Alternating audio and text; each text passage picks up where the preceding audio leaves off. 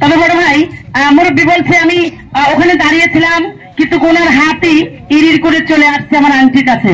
ও দাদা 96 সালে গার্মেন্টস ফ্যাক্টরির ছেলে এভাবে একটা জায়গায় প্রচার হচ্ছিল, আংটির রক্তের গরমে রক্তের তেজে এই আংটির গায়ে লাঠি মেরে বলেছিল সরা এই প্রচারে কেনা হবে না। লাঠি মারার কারণে সঙ্গে সঙ্গে আল্লাহর তরফ থেকে তার এই সামনের মুখ ঘুরে পিছনে চলে গেছে। মনে মনে হাঁটছেন, মনে মনে ক্রিটিসাইজ করছেন। হুজুর সাহেবের দরবারে ওনার ফ্যামিলির সবাই মিলে মাপ চাওয়ার পর আবার ওনার এই পিছনের মুখ সামনে চলে আসছে। পেপার পত্রিকায় খবরে ঘটনাটি সব জায়গায় দেখিয়েছেন।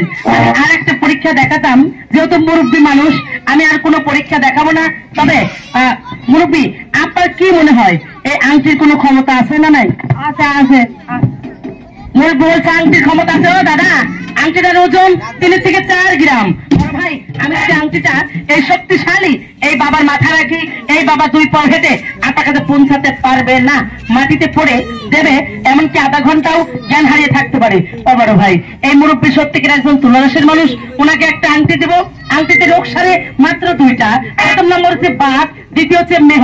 বাত মানে কি জানেন? বাত মানে ব্যথা, মাথায় ব্যথা, হাঁটুতে ব্যথা, পায়ের গোলায় ব্যথা, পিঠে ব্যথা, ঘাড়ে ব্যথা। ব্যথায় ব্যথায় আপনি জর্জরিত।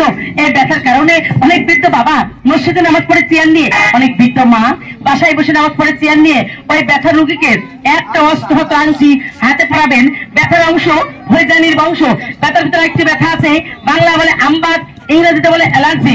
সিম বেগুন, ইলিশ মাছ, পুঁটি মাছ, গরু মাংস খেলে ঘস ঘস করে চুলকায়, চোখ চুলকায়, অ্যালার্জি, নাক চুলকায়, অ্যালার্জি। অ্যালার্জির কারণে আপনি বাংলা ডাক্তার সাহেবের কাছে যাবেন, ডাক্তার আপনাকে বলবে পেশাব পরীক্ষা করো, পায়খানা পরীক্ষা করো, রক্ত পরীক্ষা করো, এবার আমাকে 2000 টাকা দাও। ও বড় ভাই আমার মতো খেটে খাওয়া মানুষ, রিক্সাওয়ালা, ভ্যানওয়ালা, দিন মজুর, যদি আপনার টাকাগুলো ডাক্তারকে দেন, ডাক্তার থেকে ওষুধ দেবে। বড় ভাই দেবে না, দেবে একটা প্রেসক্রিপশন লিখে, আপনি যেখান থেকে পারবেন ওষুধগুলো কিনে কিনে